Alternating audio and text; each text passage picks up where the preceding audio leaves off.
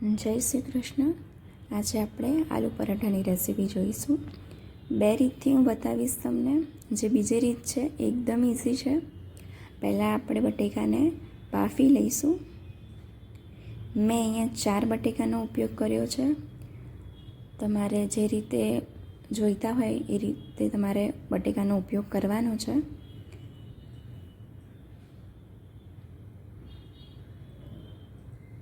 ત્રણ વિસલ કરીશું આપણે આની અંદર. 3 થી 4 વિસલ તમે કરી શકો છો. બટેકા બફાય એટલે ગેસની ફ્લેમ ઓફ કરી એનું બધું પ્રેશર નીકળી જાય પછી જ આપણે એને ઓપન કરવાનું છે અને ચેક કરી લેવાનું છે બટેકા આપણા થઈ ગયા છે કે નહીં. થઈ જાય એટલે આપણે બટેકાને કાઢી લેવાના છે.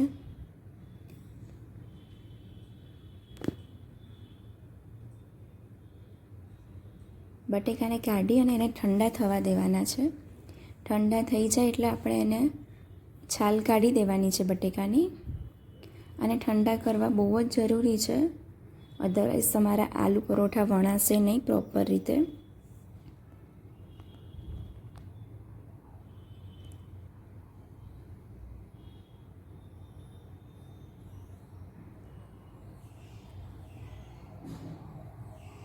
હવે આપણે એને પ્રોપર મેશ કરી દેવાના છે. પછી આપણે એનો મસાલો કરી દેવાનો છે, જેની અંદર મેં ડુંગળીનો ઉપયોગ કર્યો છે. એકદમ તમે ચોપરમાં યુઝ કરી શકો છો, એકદમ ઝીણી ઝીણી ડુંગળી સમારાઈ જશે. લીલા મરચાં અને કોથમીર ત્રણેય તમે ચોપરની અંદર મિક્સ કરી શકો છો, જેથી તમારું કામ ઇઝી રહી જશે અને ફટાફટ થઈ જશે.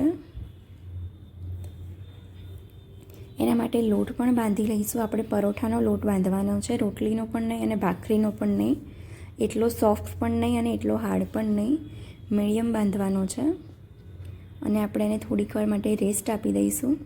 ત્યાં સુધી આપણે બટેકાનો મસાલો કરી દઈએ, જેની અંદર ડુંગળી ઝીણી સમારેલી, લીલા મરચાં, કોથમીર અને બેઝિક મસાલા પહેલાં એડ કરીશું.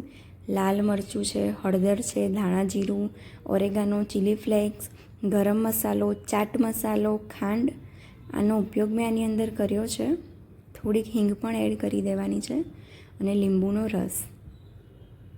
આ બધી જ વસ્તુને તમારે પ્રોપર મિક્સ કરી દેવાનું છે. અને આપણો સ્ટફિંગ માટેનો મસાલો એકદમ રેડી છે. ત્યાં સુધી આપણા લોટ બી રેસ્ટ બી થઈ ગયો છે.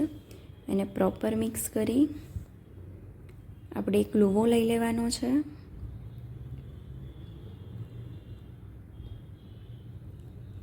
એને આપણે વાટકી જેવો શેપ આપી દેવાનો છે થોડોક.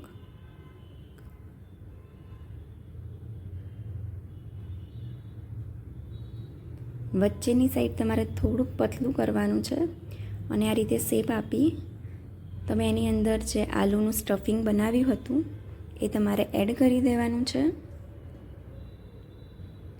અને તમારે ધીમે ધીમે 2 અંગૂઠાની મદદથી અંદર પ્રેસ કરતા જવાનું છે.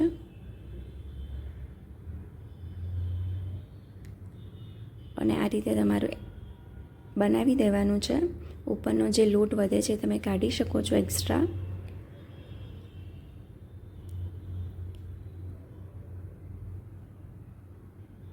સૂખા લોટની જોડે આપણે એડ કરી દેવાનું છે. અને બને તો તમારે હાથથી થોડોક વણી દેવાનું છે. આ રીતે થાય ત્યારે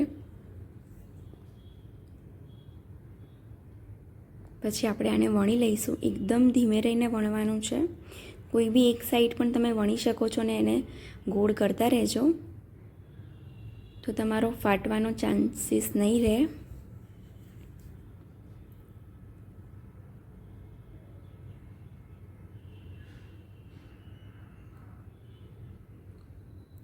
આલુનો મસાલો ઉપર દેખાય ત્યાં સુધી તમારે વણવાનું છે, જેથી બધી જ જગ્યાએ તમારો આલુનો મસાલો સ્પ્રેડ થઈ જશે. આ રીતે થઈ જાય એટલે આપણે લોઢીને ગરમ કરવા મૂકી દઈશું તવીને.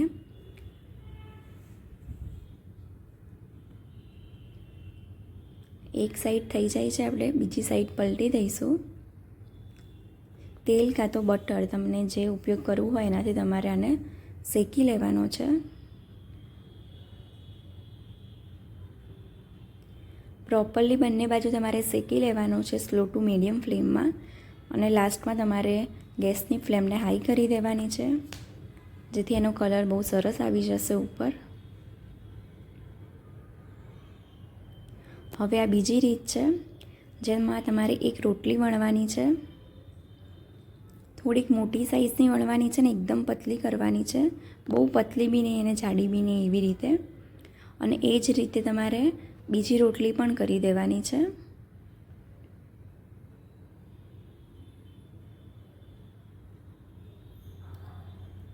હવે આની ઉપર તમારે આલુનો મસાલો જે છે એ ફિલ કરી દેવાનો છે. તમારી પાસે કોઈ ઢાંકણું કે એ રીતનું હોય વાસણ, એનો ઉપયોગ કરી દેવાનો. આપણે આલુનો મસાલો ફિલ કરીશું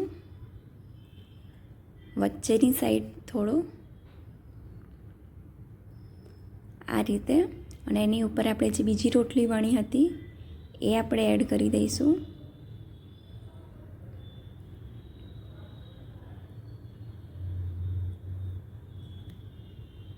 બંને બાજુથી વ્યવસ્થિત કરી દેવાનું છે આપણે.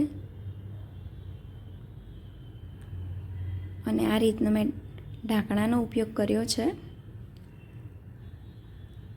વણવાની ઝંઝટ વગર તમે ફટાફટ આ રીતે બનાવી શકશો ને એકદમ ઇઝી છે. આને તમે થોડો વણી પણ શકો છો, અને આ રીતે રાખવો હોય તો પણ તમે રાખી શકો છો.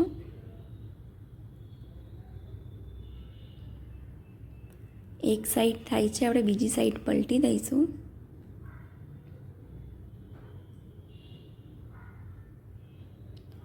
અને બીજી સાઈડ થોડી થઈ જાય છે પછી આપણે એને તેલ લગાવી દઈશું અને શેકી લઈશું.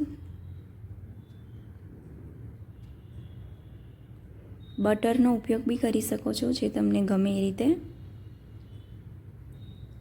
બંને સાઈડથી પ્રોપર આપણે બનાવી દેવાનો છે, શેકી લેવાનો છે એને, ક્યાંયથી બી કાચું ના રહે એવી રીતે. બંને બાજુ શેકો છો ત્યારે તમારે ગેસની ફ્લેમ સ્લો ટુ મીડિયમ જ રાખવાની છે. લાસ્ટમાં તમારે હાઈ કરી દેવાની છે. સ્લો ટુ મીડિયમ રાખશો તો બધી જ રીતે બધી જ જગ્યાએ પ્રોપરલી તમારે ક્યાંય પણ કાચું નહીં રહે. આપણો શેકાઈને રેડી થઈ ગયો છે. આ જ રીતે આપણે બીજો બી બનાવી દઈશું. આમાં ના તો સાઈડ્સમાં ક્રેક કરવાની કોઈ ચિંતા રહેશે, અને બધી જ રીતે એકદમ સરસ બનીને રેડી થઈ જશે. એક સાઈડ થયેલા આને બી બીજી સાઈડ પલટાવી દઈશું. થોડુંક તેલ લગાવી આને પણ આપણે શેકી દઈશું.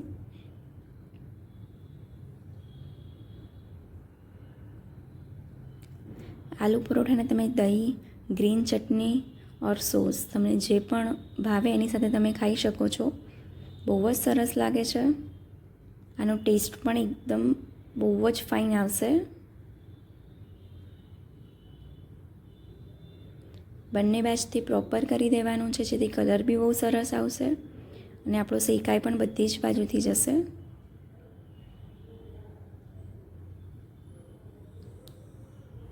આપણા આલુ પરોઠા રેડી છે. Thank you for watching.